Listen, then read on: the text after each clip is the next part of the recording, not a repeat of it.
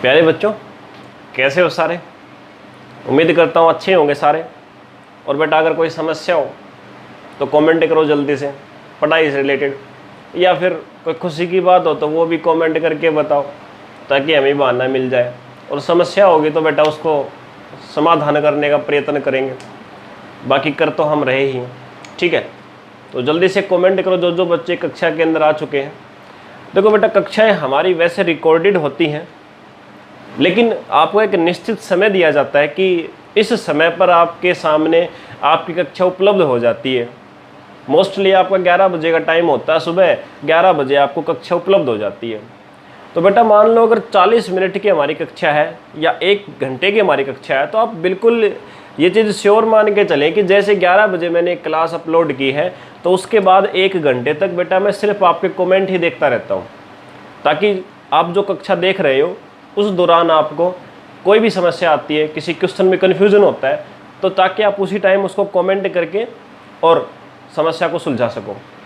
यानी कि बिल्कुल लाइव क्लास की तरह ही आप मान के चलो, हमारा इंटरेक्शन बिल्कुल होता है उस टाइम पे। तो इसीलिए बेटा ज़्यादा से ज़्यादा बच्चे कमेंट किया करो। देखो, लाइक सब्सक्राइब शेयर को तो बेटा वो आपकी व्यक्तिगत इच्छा है, उसको छोड़ो आप, वो कोई हमें आवश्यक नहीं है। वो जिसको आवश्यकता हो वहाँ तक पहुँचा दिया करो, बस बात खत्म। बाकी कमेंट करके समस्याओं का समाधान जरूर किया करो, ठीक है? क्योंकि अगर आपकी समस्या ही रह गई तो हमारा कोई मतलब नहीं बनता फिर कक्षा लेने का, ठीक है? तो बेटा आप याद रखो कि जैसे 11 बजे कक्षा अपलोड होती है, तो अगर 40 मिनट की आपकी कक्षा है तो उस 40 मिनट के दौरान सिर्फ मैं कमेंट ही देखता रहता हूँ। 11 से 11:40 तक मैं कमेंट ही देखता रहता हूँ, ताकि अगर किसी को समस्या है तो आप वहाँ पे कमेंट करके बता दिया करो। चलिए आगे शुरू करते हैं हमारी कक्षा को। प्राचीन भारत का इतिहास हमारा चल रहा था, और प्राचीन भारत के इतिहास के अंदर आप जानते हो एक कक्षा हमारी हुई थी जिसके अंदर हमने स्टोन एज और पाषाण काल कहा था, ठीक है? सो गाइज, कोई भी अगर हमारा वनडे एग्ज़ाम है, एक चीज़ पहले आपको बता दो कि टारगेटेड जो हमारे एग्ज़ाम्स हैं वो कौन से रहते हैं। पहले ही मैंने आपको बताया था कि वनडे एग्ज़ाम चाहे कोई भी हो, एसएससी से लेके पुलिस वगैरह का हो या कोई भी एग्ज़ाम हो, हर एग्ज़ाम के लिए ये क्लासेज आपके बिल्कुल फुल सफिशिएंट है। देखो, कोई भी वनडे एग्ज़ाम आपको करना है तो बेटा पहले तो जो कक्षाएं हमारी चल रही हैं ये आपको हर हाल में यहाँ से कंसेप्ट करने ही होंगे। इसके बाद आपको करना क्या है, बिल्कुल श्योर करने के लिए कि कंसेप्ट आपका बिल्कुल श्योर हो जाए, ताकि आपको करनी है प्रैक्टिस। प्रैक्टिस कहाँ से करोगे? प्रैक्टिस आपको करनी है जो पिछले सालों के क्वेश्चन आते हैं, जैसे कि घटना चक्कर की बुक आती है, जो प्रीवियस ईयर क्वेश्चन आते हैं जिसके अंदर, या राकेश यादव पब्लिकेशन की बुक आती है जिसमें प्रीवियस ईयर क्वेश्चन आपको दिए हुए हैं, तो उनको फॉलो कर सकते हो आप। और चैप्टर यहाँ से किया कंसेप्चुअल, और उसके बाद क्वेश्चंस की प्रैक्टिस वहाँ से कर लो, तो बेटा ये डेफिनेट हो जाएगा, इससे बाहर कुछ नहीं आना। अब एक बच्चे ने वैसे कमेंट करके हमें कहा था कि सर छोटे छोटे फैक्ट्स और ऐड कर दिया करो आप सारे के सारे। तो बेटा अब कमेंट के अंदर ज़रा हमें एग्जाम्पल से बताओ कि सर जैसे कि ये और ऐड होना चाहिए, ताकि हम भी एनालाइज कर सकें कि क्या वो सही है। क्योंकि मोस्टली आजकल क्या होता है, आजकल एक ट्रेंड बन गया बेटा। ट्रेंड किस चीज़ का बन गया?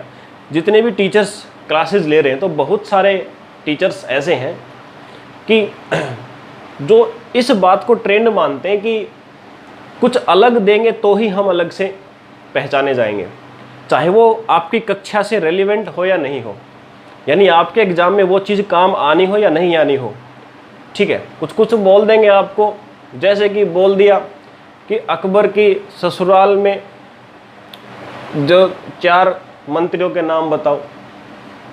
कुछ भी ऐसा बना देंगे बेटा, कहीं ना कहीं से ऐसी चीज़ निकाल देंगे जिसके बाद आपको लगेगा कि ये तो किसी ने पढ़ाया नहीं, हमें नई चीज़ मिली। लेकिन बेटा वो रेलिवेंट तो नहीं है ना आपके एग्ज़ाम से, एग्ज़ाम में तो नहीं आनी वो चीज़ किसी भी प्रकार से। तो जितनी भी रेलिवेंट चीज़ें हैं वनडे एग्ज़ाम के लिए, वो बेटा यहाँ पे मैं आपको बिल्कुल कराऊँगा, बेफिक्र रहे आप। तो किसी भी ऐसे अननेसेसरी कंटेंट को देख के उसकी कॉपी करने की कोशिश ना करें आप। फिर भी आपको कोई समस्या हो, किसी प्रकार का फैक्ट में कन्फ्यूजन हो, तो यू में आपको कॉन्टेक्ट कर सकते हो किसी प्रकार से। नंबर भी मैंने आपको दे दिया है, नहीं हो तो भी आपको बता देता हूँ बेटा, व्हाट्सअप कर सकते हो किसी भी टाइम पे। या फिर एक और ऑप्शन है कि हमारे पास टेलीग्राम ग्रुप है, वहाँ पे तो अभी कुछ क्वेश्चंस एज ए क्विज हम शुरू भी करने जा रहे हैं, वहाँ भी आपकी समस्याएं सॉल्व होंगी, ठीक है? सो अगर व्हाट्सअप भी आप कर सकते हो, कॉन्टैक्ट नंबर मैं आपको बता देता हूँ, 9992 786-186, ठीक है, 9992-786-186, 9992-786-186, ठीक है। तो अगर ऐसी कोई समस्या आए, कोई सुझाव हो किसी प्रकार का, तो आप बता सकते हो बच्चों। चलो वो फिर आज हमारी कक्षा को शुरू करते हैं, वो ऐसे विषय हमारा चलता रहेगा। चलिए, आज का हमारा जो टॉपिक रहेगा, जिसको हम बोलेंगे Indus valley civilisation, Indus valley civilisation, जिसको बोला जाए तो सिंधु घाटी सभ्यता, सिंधु घाटी सभ्यता जिसको हम बोलते हैं, सिंधु घाटी सभ्यता। बेटा जब भी हिस्ट्री का, इतिहास का जिक्र आता है तो सिंधु घाटी सभ्यता पहला चैप्टर मिलता है आपको, और ये आपने ज़िंदगी में आज तक पता नहीं कितनी बार पढ़ लिया होगा, लेकिन बेटा श्योर नहीं हुए कि हमें आता है या नहीं आता है।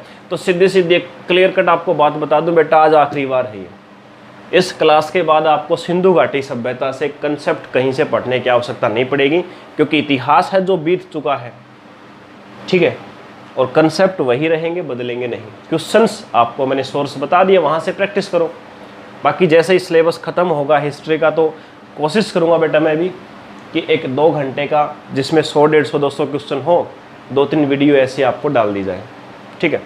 बट वो बेटा बाद में लास्ट की चीज़ें हो, पहले कंसेप्ट आपको कंप्लीट कराऊंगा, क्योंकि जहाँ तक मुझे लगता है कि तो 75% एटलीस्ट 75% पेपर 1 डे एग्जाम के अंदर इस कंसेप्ट से ही आ जाएगा। 10 से 20% और जो आप कर सकते हो वो क्वेश्चंस की प्रैक्टिस करो।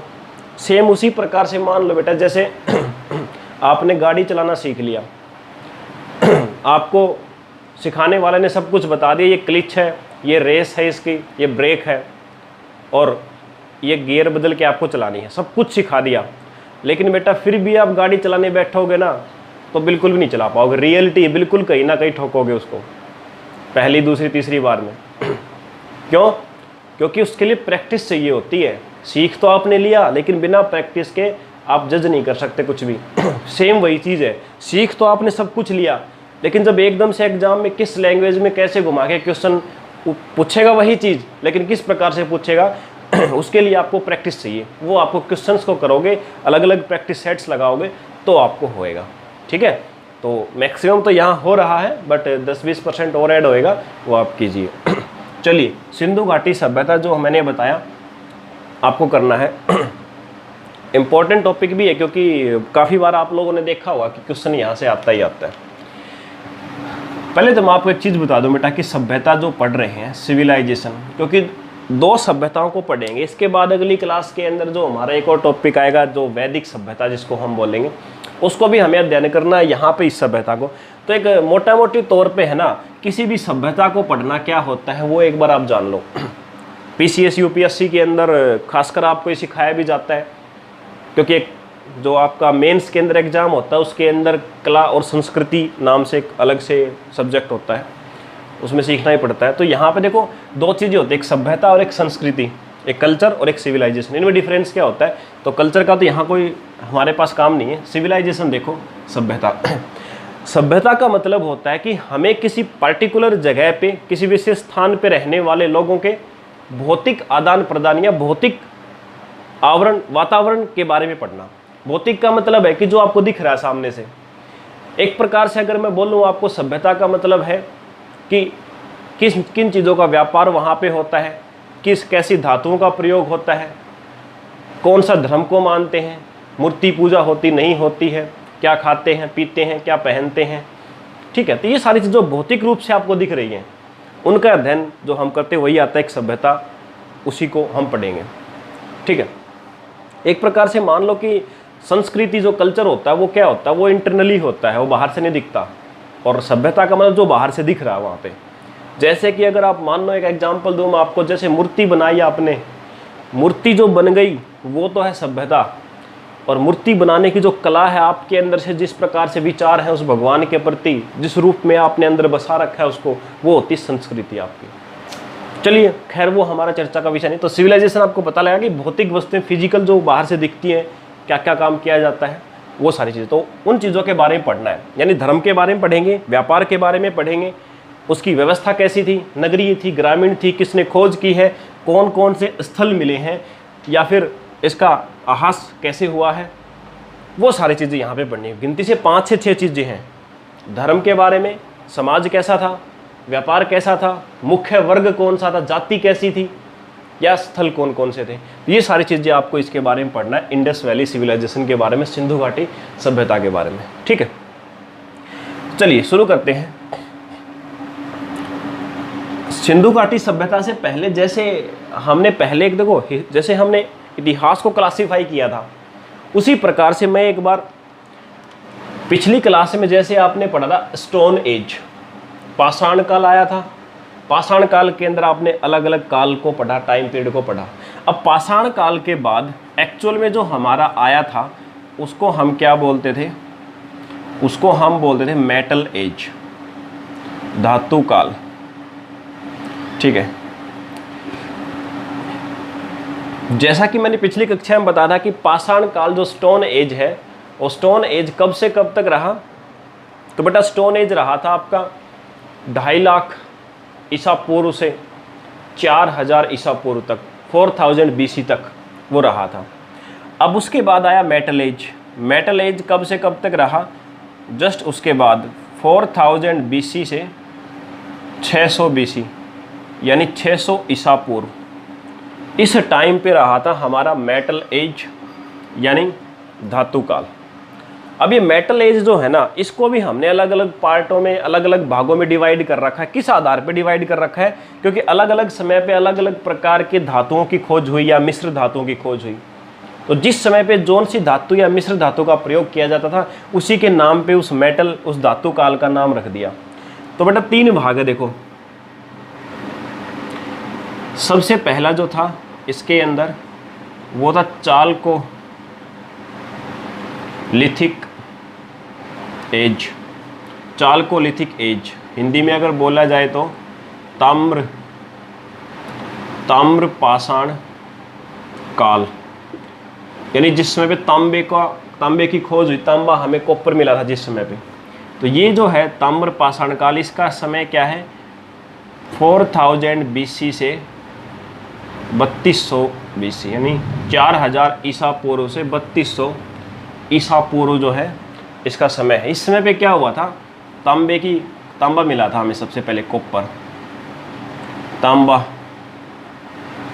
कॉपर, तांबा नाम तो सुना ही होगा आप लोगों ने, सुना होगा आई थिंक। अब मेरे हिसाब से तांबा मैंने 3-4 बार बोल दिया, तो एक गाना भी आपको याद आ गया होगा, है ना, कौन सा याद आ जा, कमेंट में बताना एक बार, कोई होनहार बच्चा जो देख रहा कक्षा को। When you getting gold why go for तांबा आ गया होगा याद आपको आई थिंक।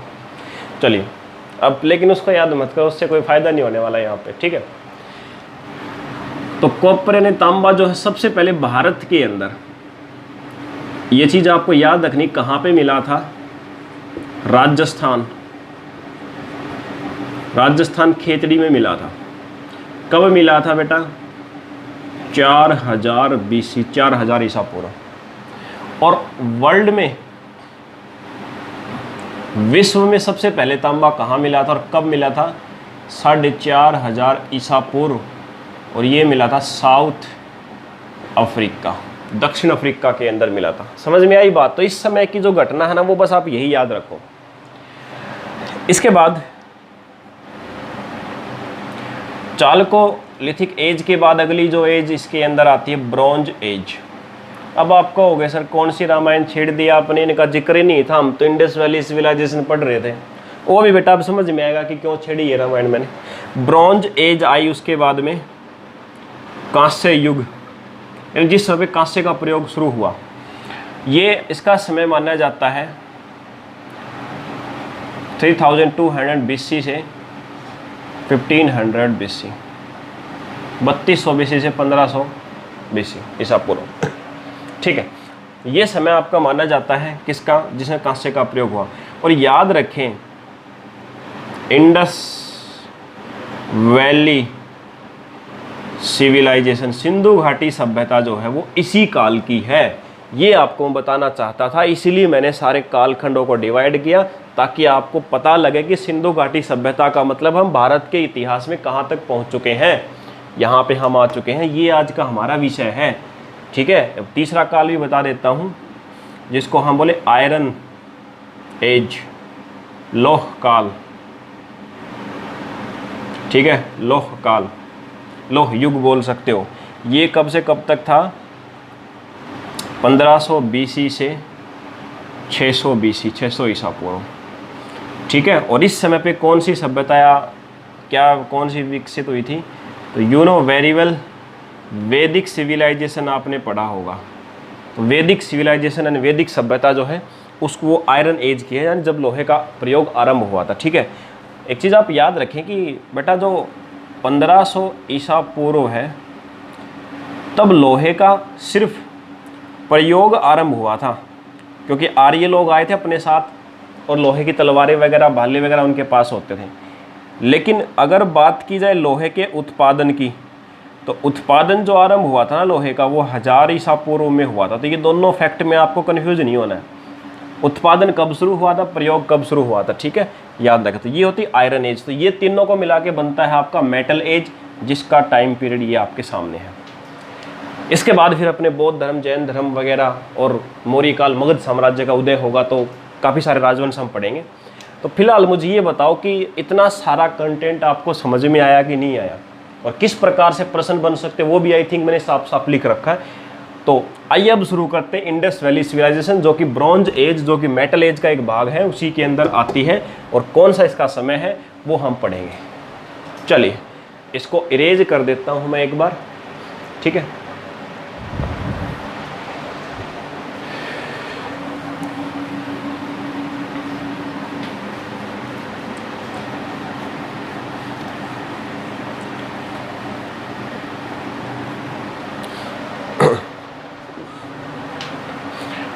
सिंधु घाटी सभ्यता जो है, इसी को एक और भी नाम से जाना जाता है, हड़प्पन सिविलाइजेशन। बोले तो हड़प्पा सभ्यता, ठीक है, हड़प्पा सभ्यता, या इसी का एक और भी नाम होता है जिसको हम बोले तो सरस्वती वैली सिविलाइजेशन, ठीक है, सरस्वती घाटी सभ्यता। यह एक और भी नाम जो आपको याद रखना है, मेलुहा सिविलाइजेशन, मेलुहा सभ्यता भी इसको कहा जाता है। क्लियर इतना? अब याद आपको क्या रखना है कि जो मेलुहा सभ्यता इसको कहा जाता है, ये कहा किसने था? तो बेटा याद रखें, ये कहा था मेसोपोटामिया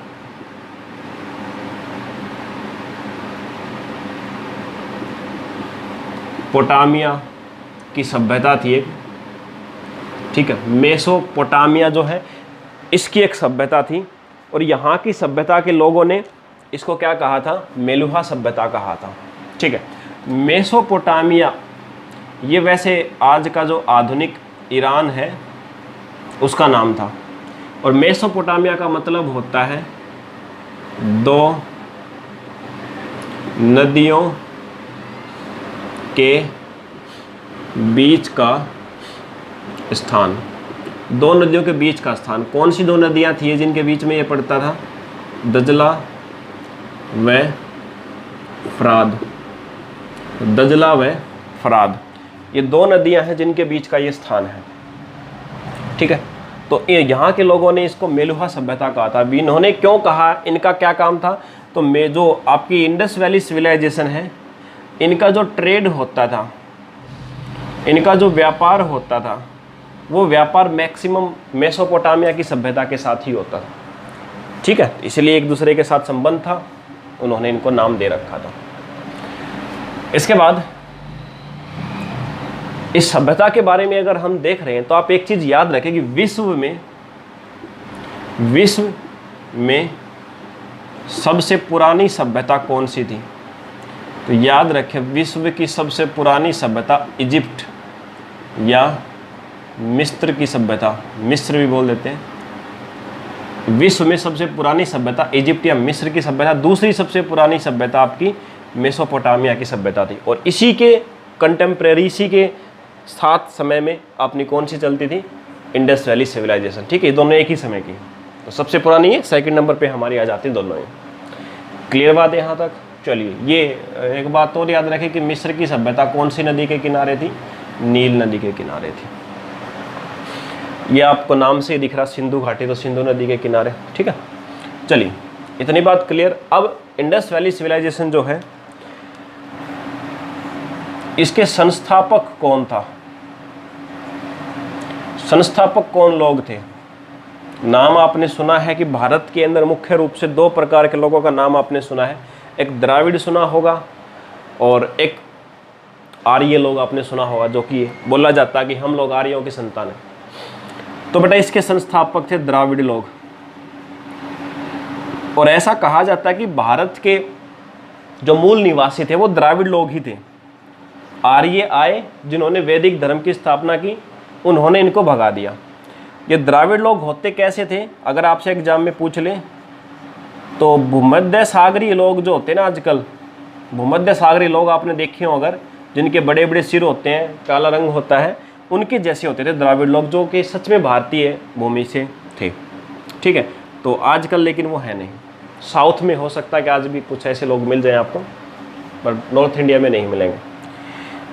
तो इन्होंने ये क्या था, इन्होंने स्थापना की थी इंडस वैली सिविलाइजेशन की। सामाजिक व्यवस्था की अगर बात की जाए तो आपने सुना होगा मातृ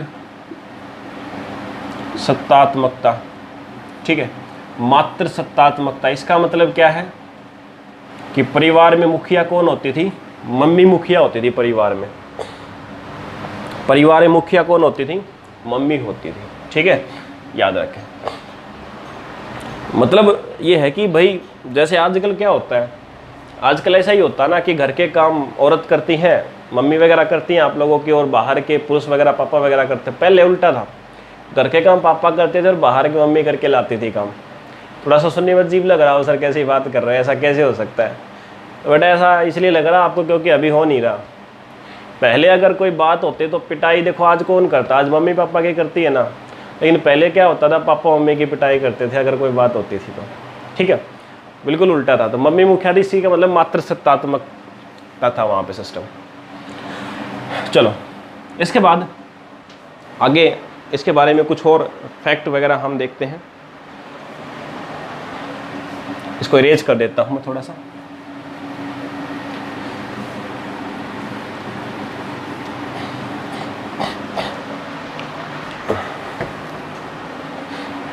अब ये सभ्यता जो थी वो ग्रामीण थी या नगरीय थी? याद रखें, नगरीय सभ्यता थी, अर्बन सिविलाइजेशन थी, शहरीय सभ्यता थी। इसकी मुख्य विशेषता क्या थी? मुख्य विशेषता थी सुव्यवस्थित नालियां, यानी ड्रेनेज सिस्टम जो था इनका वो बिल्कुल सेटल था। यानी कि नालियां जो थी घरों के आगे से वो इस प्रकार से बिल्कुल व्यवस्थित थी, जैसे शहरों में होती हैं कि पहले घरों के आगे छोटी छोटी नालियां, उसके बाद जो मुख्य सड़कों के पास बड़े नाले थे उनमें जाके गिरती थी, वो बड़े नाले दूसरे बड़े नालों में जाके गिरते थे, और वो नाले शहर से बाहर पानी की निकासी को करवा देते थे। ये इस सभ्यता की मुख्य व्यवस्था क्या है? Drainage system. अब याद आपको एक चीज़ रखना कि समय एक्यूरेटली, वैसे तो अलग अलग ऑथेंटिक बुक्स और राइटर्स का अलग अलग समय मिलता है, कोई कम कोई ज़्यादा, बट आपको जो याद रखना है जो सबसे ज़्यादा सही है वो है 2500 ईसा पूर्व से 1750 ईसा पूर्व। ये टाइम था जब ये सभ्यता का विकास हुआ, फली फूली, और उसके बाद लास्ट में नष्ट हो गई। चलिए ठीक है, अब बात करते हैं इसकी खोज। खोज किसने की सभ्यता की? बेटा याद रखें, खोज के अंदर आपको बताना चार्ल्स मैसन। ठीक है, चार्ल्स मैसन, इन्होंने क्या था, इन्होंने खोज की थी सभ्यता की। आप वैसे हम दयाराम साहनी बोलते हैं, लेकिन बेटा दयाराम साहनी नहीं होगा, इन्होंने सबसे पहले खोज की थी। इन्होंने कब की थी? 1829 में। इन्होंने अनुमान लगाया था कि सिंधु घाटी सभ्यता नाम की सभ्यता है, अनुमान लगा दिया, इसका मतलब इन्होंने खोज कर दी थी कि भाई है। बाद में खुदाई जो करवाई ना अलग अलग स्थलों की, वो फिर दयाराम साहनी और राखलदास बनर्जी और भी काफ़ी सारे नाम आएंगे, ठीक है। इसके बाद एक और भी व्यक्ति हैं जिनका नाम आता है अलेक्जेंडर कनिंघम। अलेक्जेंडर कनिंघम कौन थे? तो बेटा याद रखें, भारतीय पुरातत्व विभाग के पहले चेयरमैन थे। और ये भारतीय पुरातत्व विभाग जो है ये स्थापना कब हुई थी? 1861 में। तो इसके पहले चेयरमैन थे। और इन्होंने ही क्या किया था, इन्होंने भी एस्टिमेट लगाया था कि सिंधु घाटी सभ्यता नाम की कोई सभ्यता है यहाँ पे, ठीक है। तो सबसे पहले इन्होंने लगाया था, उसके बाद 1861 के आसपास अलेक्जेंडर कनिंघम ने भी ये अनुमान लगाया था। इसके बाद 1856 में कराची से लाहौर एक सड़क बन रही थी। कराची से लाहौर सड़क बन रही थी, उस समय पे ये सभ्यता एक्चुअल में मिली। और जब रेलवे ट्रैक बन रहा था तो वहाँ पे जो इसके ईंटें वगैरह थी या और भी जो चीज़ें वहाँ से मिली थी, तो क्या क्या लोगों ने उसको उखाड़ उखाड़ के अपने घर ले गए और कुछ को वहीं पे निर्माण कार्य में भी लगा दिया। इसलिए बहुत सारे साक्ष्य यहाँ के नष्ट भी हो गए थे उस समय पे। इसके बाद क्या हुआ? इसके बाद जो दयाराम साहनी का आपने नाम सुना है, दयाराम साहनी ने माधव स्वरूप वत्स के साथ मिलकर, दयाराम साहनी ने माधव स्वरूप वत्स के साथ मिलकर, और किसकी डायरेक्शन में? सर जॉन मार्शल, इनकी दिशा में, इनके डायरेक्शन में, इनके अंडर में दयाराम साहनी ने माधव स्वरूप वत्स के साथ मिलकर के पहला स्थल कौन सा खोजा? You know very well, Harappa. तो हड़प्पा जो स्थल की खोज की थी दयाराम साहनी ने इसके साथ मिलकर और इनके अंडर में, इसलिए कहा जाता है कि इन्होंने खोज की थी। और ये कब की थी? 1921 में। क्लियर बात भैया यहाँ तक? आई थिंक भैया अब आपकी बहुत सारी समस्याएं जो थी ना, कन्फ्यूजन थी, वो बहुत सारी क्लियर हो गई होंगी यहाँ से। और बेटा अब भी ना होना तो ज़िंदगी में कभी ना हो सकती फिर क्लियर, ठीक है। क्योंकि सफिशिएंट अपॉर्चुनिटीज़ हैं आपके पास। कमेंट करो आप, अभी जस्ट मैं बैठा हूँ आपके लाइव देख रहा हूँ आपको कि कौन कौन बच्चा कक्षा देख रहा है। कमेंट करोगे तो आपकी समस्या भी समाधान जस्ट अभी हो जाएगी। मैं आप ही का वेट कर रहा हूँ। जैसे जैसे आप पहली कक्षा देख रहे हो इसको, मैं वेट कर रहा हूँ कि आप कमेंट करो, समस्या पूछो, ठीक है। क्योंकि वो कहते हैं ना कि बात करने से ही बात बनती है बेटा, ठीक है। सिर्फ सोचते रहोगे तो कोई और बात कर लेगा। इसीलिए समस्या को सुलझाओ तभी बात बनेगी। अब फिर कहोगे सर किस लिए आप फालतू में इतिहास पढ़ा रहे हो, क्या काम आएगा सर, वो तो बीत चुका। बेटा आपने वो सुना होगा ना कि इतिहास अपने आप को दोहराता है, ये भी दोहराएगा। और ये चीज़ आपको पता है ना अगर पहले से, तो पहले से आप तैयार रहोगे कि इतिहास के अंदर ऐसा पहले हुआ था दोबारा भी हो सकता है। चलिए ये तो हुई बात। दोबारा से आते इंडस वैली सिविलाइजेशन पे। इतनी सारी चीज़ें आपको क्लियर हो गई। डिस्कवरी किसने की, खास बात क्या थी, नगरीय थी, किसने डिस्कवर किया, किसने अनुमान लगाया, पहला भारतीय पुरातत्व विभाग की खोज कब हुई, इसका समय काल क्या था, वगैरह वगैरह। चलिए इसके बाद में अब आते हैं, इसका विस्तार देखते हैं। हम इसको इरेज कर देते हैं पहले तो, और फिर इसका विस्तार देखते हैं कहाँ कहाँ तक था। सिंधु घाटी सभ्यता जो है, इंडस वैली सिविलाइजेशन, विस्तार कहाँ कहाँ तक था इस सभ्यता का। तो देखो बेटा, एक तो इसका नॉर्थ पॉइंट आपको याद रखना है, एक ईस्ट पॉइंट, एक वेस्ट पॉइंट, और एक आपका ये लो, sorry west, north, south, east, 4 point आपको याद रखना है। ये आपका जो है ये कहाँ पड़ता है, ये पॉइंट जम्मू एंड कश्मीर। और जम्मू एंड कश्मीर के अंदर मांडा एक जगह है जिसको हिंदी में बोला जाता है मांडा। ये जगह है जो कि सिंधु घाटी सभ्यता का सबसे उत्तर बिंदु था, यानी यहाँ तक फैली थी। चलिए, इसके बाद ये जो है आपका, जो कि आपका पड़ता है महाराष्ट्र के अंदर, दाइमाबाद, महाराष्ट्र के अंदर, ठीक है। लेकिन कई बार अपडेट करके मिलता है हमें भगतराव, गुजरात के अंदर जो है, ये भी हो सकता आंसर। दाइमाबाद भी हो सकता है, भगतराव भी हो सकता है, दोनों आंसर हो सकते हैं इसके। इधर वाला जो पॉइंट है इसको हम बोलेंगे सुत कांगेन डोर, सुत कांगेन डोर, गुजरात के अंदर। ये था सबसे पश्चिमी बिंदु। और ये आपका था जो आपका पड़ता था मेरठ के अंदर, आलमगीरपुर,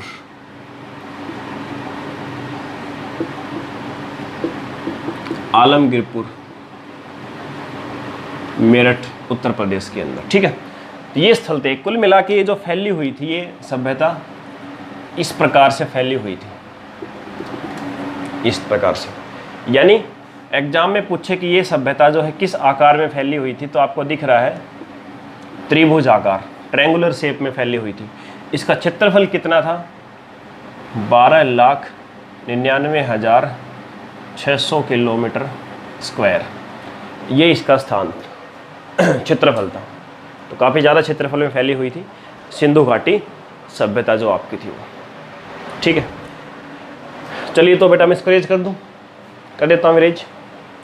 उतार भी रहे होंगे, बाकी आपको नोट्स तो मैंने आपको जैसे कहा था कि वो तो आपको मिलेंगे ही, साथ साथ मिलते ही रहेंगे। तो इसको मैं साफ कर देता हूँ।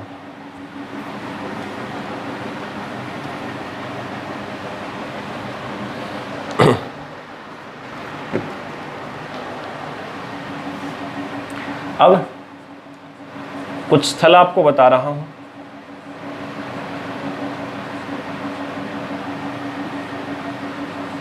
हमारी कोटदीजी, कालीबंगा, रहमान डेरी, राखीगढ़ी। ये जो स्थल हैं, ये कौन से स्थल हैं? ये वो स्थल हैं जो कि सिंधु सभ्यता से पहले के हैं, ठीक है, जो कि सिंधु सभ्यता से पहले के हैं। आपसे एग्जाम में पूछ सकता है कि सिंधु सभ्यता से पहले के जो शब्द हैं, सॉरी जो स्थल हैं, उनके नाम बताओ। ये सिंधु सभ्यता से ऐसा अनुमान लगाया कि सिंधु सभ्यता से पहले से ये बसे हुए थे, ठीक है। एक हरियाणा का भी आप ले लीजिए, जिसको हम बनवाली बोलते हैं, या बनावली भी आपको लिखा मिल सकता है। ये हरियाणा का एक स्थल था, ये भी आपका सिंधु सभ्यता से पहले के स्थल है, ठीक है। तो सिंधु पूर्व स्थल आपसे पूछे site before Indus valley civilisation, तो आप बता देंगे।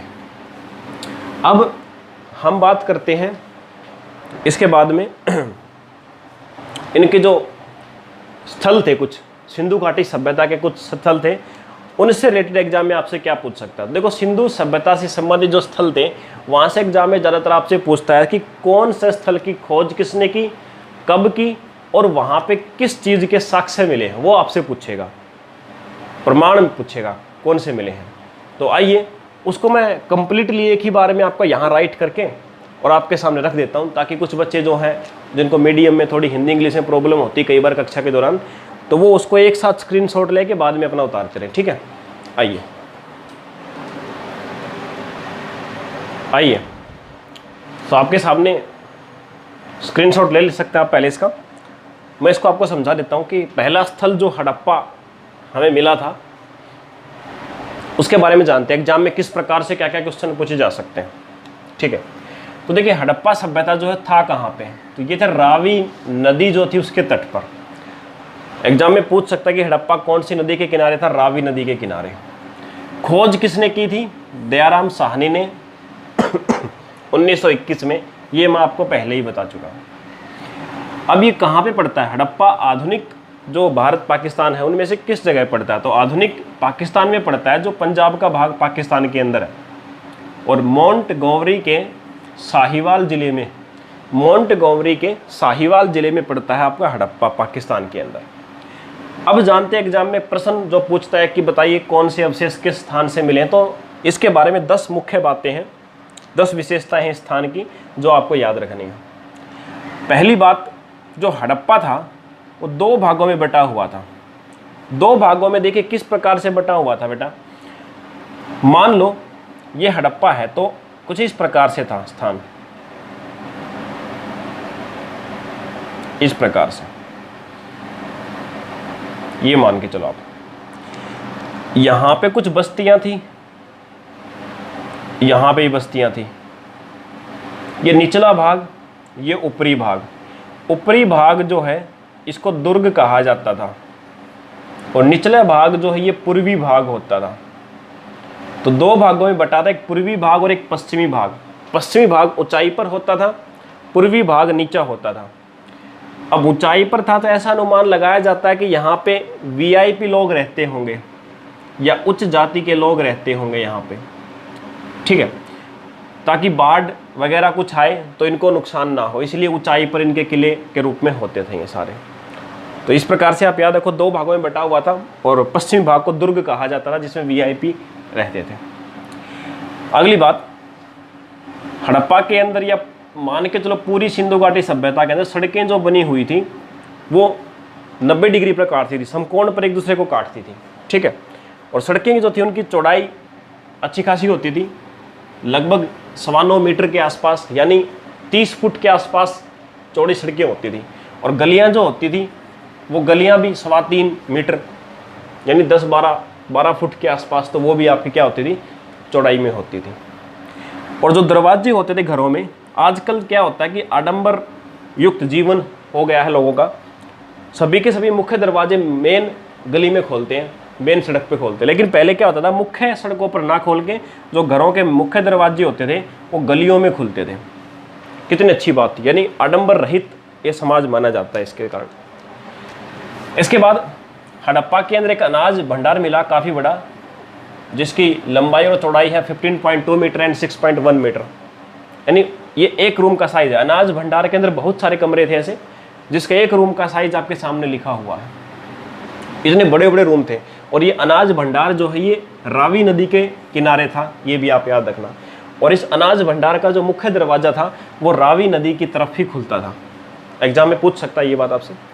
इसके अलावा मिट्टी के बर्तन, दूषित मृद भांड यानी मिट्टी के बर्तन चित्रित, यानी उनके ऊपर चित्र बने होते थे लाल रंग के, लाल रंग से चित्र बने हुए दूषित मृद भांड, पेंटेड रेड ग्रे वेयर, लाल रंग से और ग्रे रंग से उनके ऊपर क्या बने होते, चित्र बने होते थे। तो ऐसे मिट्टी के बर्तन भी मिले हैं। याद रखिए बड़ी इंपॉर्टेंट चीज़ है ये एग्जाम के लिए बहुत इंपॉर्टेंट है, क्योंकि ऐसा माना जाता है कि जिस सभ्यता के अंदर एक जैसे मिट्टी के बर्तन मिलते हैं, ऐसा माना जाता है कि वो सभ्यताएं एक दूसरे के समकालीन होंगी, ठीक है, इसीलिए।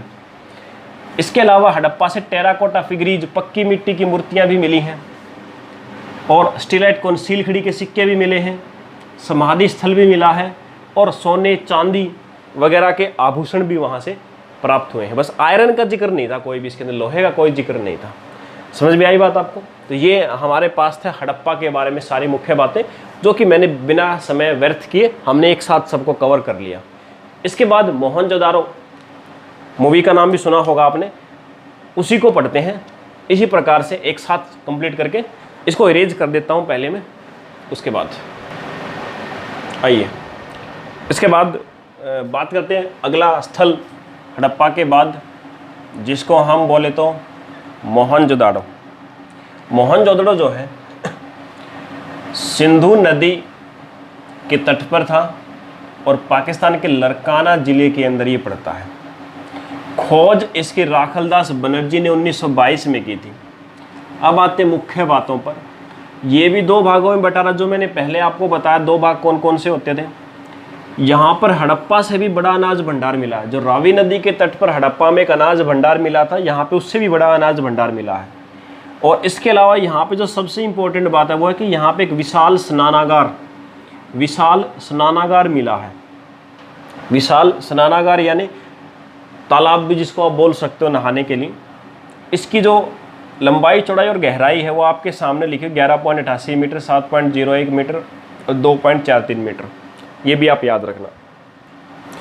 यहीं से कांस्य की एक नर्तकी, एक कांस्य से ब्रॉन्ज से बनी हुई नर्तकी नृत्य डांस करती हुई एक प्रतिमा मिली है। पशुपतिनाथ की मोहरें भी मिली, यानी मोहरें मिली हैं जिनके ऊपर पशुपतिनाथ अंकित किया गया था, और इन्हीं के ऊपर buffalo, rhino, tiger, lion, deer, हिरन, इन सब की प्रतिमाएं भी लगी होती थी। सूती वस्त्र के अवशेष मिले हैं, और विश्व को सूती वस्त्र की देन यहीं से, भारत से, ये याद रखना। दाढ़ी वाले पुजारी की प्रतिमा मिली है, फोटो मिली है। सभा भवन भी मिला है। इसका मतलब कि ये राजधानी क्षेत्र मिलेगा आपको सिंधु घाटी सभ्यता का। ठीक है, इतनी सारी बातें आपको याद रखनी है मोहनजोदड़ो से। इसके अलावा एक और स्थल रोपड़, जो कि पंजाब के अंदर पड़ता है। यहाँ पे क्या मिला है? मन के बनाने का कारखाना, मन के बनाने का कारखाना मिला है। और एग्जाम में पूछेगा मन के बनाने का कारखाना और कहाँ से मिला है? चनहुदड़ो, जो कि सिंध पाकिस्तान में पड़ता है, वहाँ से भी। तो सिंध के अंदर जो चनहुदड़ो और रोपड़, इन दोनों जगह से मन के बनाने के कारखाने भी हमें मिले हैं। ठीक है, तो इतना सारा आपको याद रखना मोहनजोदड़ो से, रोपड़ और चनहुदड़ो।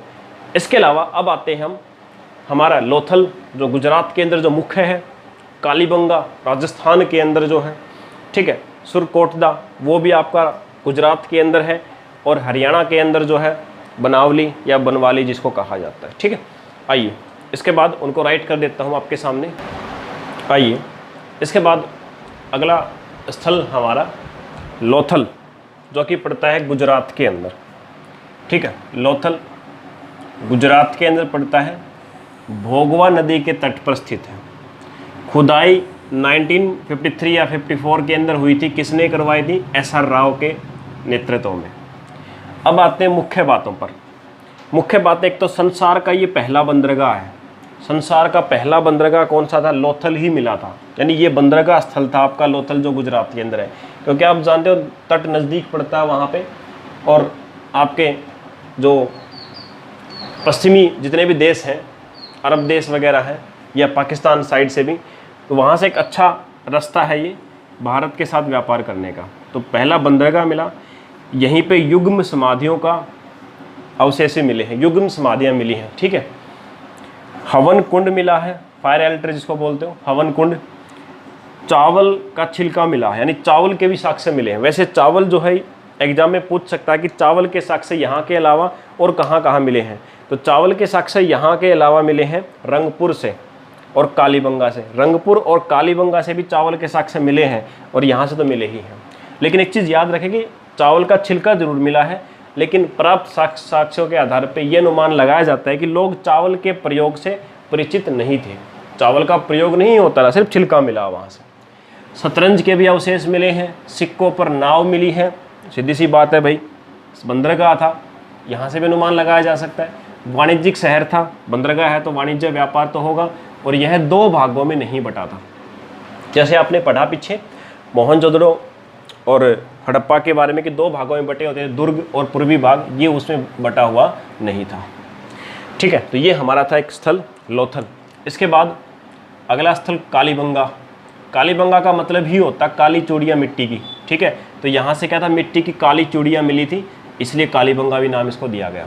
राजस्थान के अंदर पड़ता है, घग्गर नदी के तट पर है। खुदाई कब हुई थी? 1961 से 62 में। और खुदाई करवाई किसने थी, यानी खोज किसने की? अमलानंद घोष, बीबी लाल, बीके थापड़, इन तीनों का नाम इसके अंदर लिया जाता है। ठीक है, इसकी मुख्य बातें और क्या है? पहले तो मैंने बता दिया आपको। दूसरे क्या? हल से जुते हुए खेत मिले हैं, हवन कुंड भी मिला है, ऊँट की अस्थियाँ मिली हैं, कब्रिस्तान मिला है, और ईंटों के ऊपर चील और बिल्लियों के पंजों के निशान मिले हैं। ठीक है, चील और बिल्लियों के पंजों के निशान। तो इतनी सारी बातें हैं। ये अगले 2 जो आपके 2 स्थल से वो आपको याद करना। चलिए इसके बाद कुछ 1-2 छोटे छोटे स्थल रहते हैं, और उसके बाद इनकी धार्मिक व्यवस्था और सामाजिक व्यवस्था और इसके आहास के कारण क्या थे वो भी हम जान लेते हैं। ठीक है, चलिए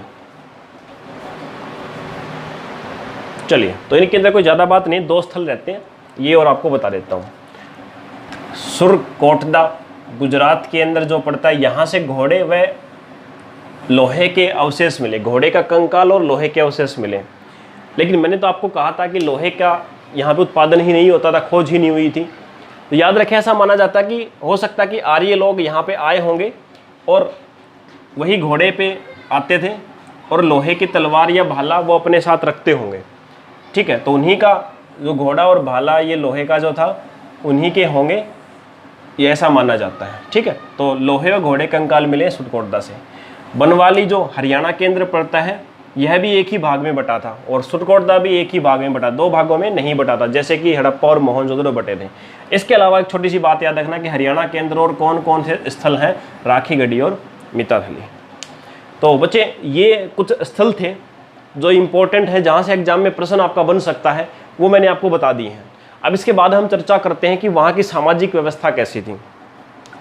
तो देखिए बेटे, सामाजिक व्यवस्था, वैसे तो मैं आपको बता ही चुका हूँ कि सामाजिक व्यवस्था वहाँ पे कैसा था, मात्र सत्तात्मक, यानी औरत प्रधान समाज था, ये मान के चलो। मम्मी मुखिया होती थी घरों के अंदर। दूसरी बात, व्यापारी व पुजारी वर्ग, व्यापारी और पुजारी वर्ग जो था वो क्या था, मुख्य थे यहाँ पे, उनको सबसे श्रेष्ठ समझा जाता था। और कार्य आधारित जाति, कास्ट जो सिस्टम था वो कार्य के ऊपर आधारित था, ना कि जन्म के ऊपर। तो मात्र सत्ता थी, व्यापारी और पुजारी वर्ग मुख्य थे और कार्य पर आधारित यहाँ पे क्या थी, जाति थी, ठीक है। आइए इसके बाद इसको रेज कर देता हूँ और फिर जानते हैं राजनीतिक दशा कैसी थी उनकी, राजनीतिक दशा उनकी कैसी थी, ठीक है।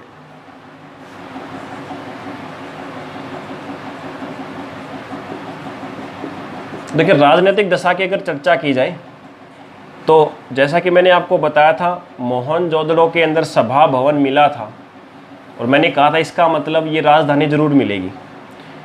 तो यहाँ की जो राजधानी थी वो कौन कौन सी होती थी, ऐसा अनुमान लगाया जाता है कि हड़प्पा और मोहनजोदड़ो और कालीबंगा, ये तीनों वहाँ की राजधानी होती होंगी।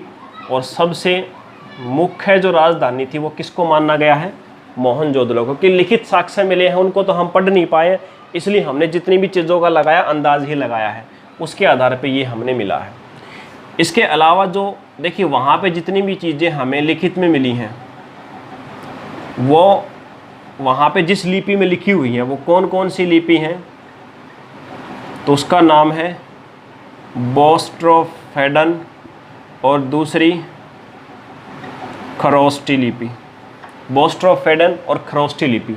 बोस्ट्रोफेडन जो है इसमें कैसे लिखा जाता था, राइट से लेफ्ट और फिर लेफ्ट से राइट, और इसके अंदर लिखा जाता था आपका राइट से लेफ्ट, ठीक है, यानी कि राइट से लेफ्ट लिखा जाता था इस लिपि के अंदर। और दोनों ही लिपियों को समझने में नाकाम है हम, कोई भी लिपि को हम समझ नहीं पाए। इसकी जो लिपि थी ना ये बोस्ट्रोफेडन, इसी को कहा जाता है भाव चित्रात्मकता, यानी भाव चित्रात्मक लिपि थी। भाव चित्रात्मक, चित्रों के द्वारा भाव प्रकट करना। इस लिपि के अंदर क्या था, कोई शब्द नहीं थे, इसके अंदर 400 से 460 के बीच लगभग इतनी पिक्चर्स होती थी। उन पिक्चर्स के द्वारा क्या करते थे, किसी भी चीज़ को लिखा जाता था। तो उन पिक्चर्स को समझने में आज हम नाकाम हैं, इसलिए हम इस लिपि को पढ़ नहीं पाए, ठीक है। तो सिंधु घाटी सभ्यता की लिपि कैसी थी, भाव चित्रात्मकता। आइए इसको रेज कर देते हैं। इसके बाद आर्थिक दशा कैसी थी उनकी वो हम समझते हैं, ठीक है। आर्थिक दशा,